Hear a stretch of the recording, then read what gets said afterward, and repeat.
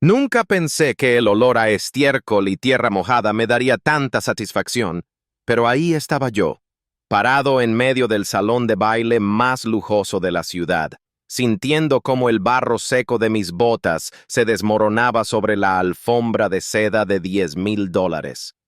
El silencio en la sala era tan denso que podías cortarlo con un cuchillo, y todos esos rostros bañados en botox y joyas me miraban como si fuera un virus. Pero nada se comparaba con la cara de Elena. Su mandíbula estaba prácticamente en el suelo, su copa de champán temblaba en su mano, y esos ojos que una vez juraron amarme ahora estaban inyectados en puro terror. En ese momento, frente a toda la élite que ella tanto idolatraba, me di cuenta de que el dinero no te hace caballero, pero ver cómo se le desmoronaba el mundo a la mujer que me pisoteó, eso no tiene precio. Para que entiendan cómo llegué a este punto, tengo que retroceder un poco. Mi nombre es Juan, y durante 10 años fui el proyecto fallido de Elena. Nos conocimos cuando no teníamos nada, o al menos eso pensaba yo. Yo siempre fui un hombre de campo, de manos calladas y espalda curtida por el sol. Ella, en cambio, siempre tuvo la mirada puesta en las luces de la ciudad. Cuando nos divorciamos hace 2 años, ella se aseguró de restregarme en la cara que yo era un ancla que la hundía en la mediocridad. Recuerdo perfectamente el día que firmamos los papeles. Se rió mientras me decía que me quedara con esa tierra muerta y polvorienta que me había dejado mi abuelo en el testamento, porque según ella, ni siquiera las ratas querrían vivir ahí. Se fue con un tipo llamado Roberto, un supuesto magnate inmobiliario que vestía trajes italianos y hablaba de inversiones mientras me miraba como si yo fuera algo que había pisado en la calle. Lo que Elena no sabía, y lo que yo mismo tardé meses en descubrir, es que esa tierra muerta escondía un secreto bajo las capas de arcilla y matorrales. Un equipo de geólogos llegó un día pidiendo permiso para hacer pruebas, y resulta que mi abuelo no era un simple loco que acumulaba hectáreas inútiles. El viejo sabía exactamente que estábamos sentados sobre uno de los yacimientos de litio más grandes de la región. De la noche a la mañana, las ofertas de las multinacionales empezaron a llegar con tantos ceros que mi cabeza daba vueltas. Pasé de preocuparme por el precio del forraje a tener más dinero del que podría gastar en 10 vidas. Pero no cambié. Sigo despertándome a las 5 de la mañana. Sigo usando mi camioneta vieja porque el motor suena como debe de sonar, y sigo amando el olor del campo. La noche de la subasta de caridad no fui para presumir. De verdad que no. Me invitaron porque, bueno, técnicamente ahora soy el mayor donante de la fundación, aunque nadie allí conocía mi cara, solo mi apellido. Llegué directo desde el rancho porque una de mis vacas había tenido complicaciones en el parto y no tuve tiempo de pasar por casa. Aparecí con mis jeans gastados, mi camisa de franela y esas botas que llevan el mapa de mi trabajo diario. Nada más entrar al vestíbulo, escuché esa risa aguda y fingida que solía darme escalofríos. Era Elena. Estaba colgada del brazo de Roberto, luciendo un vestido que probablemente costaba más que mi primera casa. En cuanto me vio, se detuvo en seco, bloqueando el paso de la fila de invitados. Me miró de arriba abajo con una mueca de asco físico y se giró hacia su marido, diciendo lo suficientemente alto para que todos escucharan que alguien debería llamar a seguridad para que sacaran la basura del evento.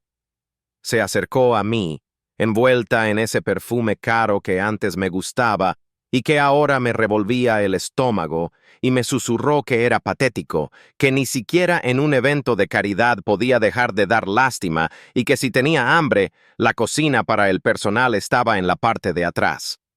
Roberto soltó una carcajada condescendiente y me dio una palmadita en el hombro, comentando que si necesitaba un préstamo para un traje decente, podía ir a su oficina el lunes, aunque dudaba que alguien como yo supiera llenar un formulario. Me quedé callado. En el campo aprendes que el que más grita no es el que más fuerza tiene. Los seguí hasta el salón principal y me senté en una mesa al fondo. Durante la primera hora, Elena se encargó de señalarme y susurrarle a sus amigas, quienes me lanzaban miradas de desprecio. La humillación llegó a su punto máximo cuando salió a subasta una pintura de un paisaje rural bastante mediocre. Elena levantó su paleta con una elegancia ensayada y pujó $500. Se giró hacia mi mesa y gritó que iba a comprarla para regalármela, porque seguramente ese cuadro valía más de lo que yo ganaba en un año entero doblando el lomo en el barro. La sala estalló en risitas. Sentí la sangre hervir, pero no por vergüenza, sino por la ironía de lo que estaba a punto de suceder. El subastador, un hombre que sí sabía quién era yo, aclaró su garganta y anunció que habíamos llegado al lote principal de la noche. Era un lote inusual, una propiedad de lujo en las colinas, una mansión que había entrado en ejecución hipotecaria debido a las deudas masivas de una empresa inmobiliaria local que había quebrado recientemente. Vi cómo la cara de Roberto se ponía pálida, de un tono grisáceo casi enfermizo. Elena, ajena a la realidad financiera de su marido, seguía sonriendo y bebiendo, sin darse cuenta de que el subastador estaba describiendo su propia casa. Resulta que Roberto había usado su hogar como garantía para unos negocios turbios que salieron mal, y esa noche el banco estaba liquidando el activo para recuperar algo de capital. El subastador empezó la puja en $5 millones. El silencio fue absoluto. Nadie en esa sala quería tocar esa propiedad por el lío legal que conllevaba. Elena miraba a su alrededor confundida, preguntándole a Roberto por qué estaban vendiendo una casa igual a la suya, sin entender que era LA suya. Fue entonces cuando me puse de pie. El ruido de mi silla arrastrándose sobre la madera sonó como un trueno.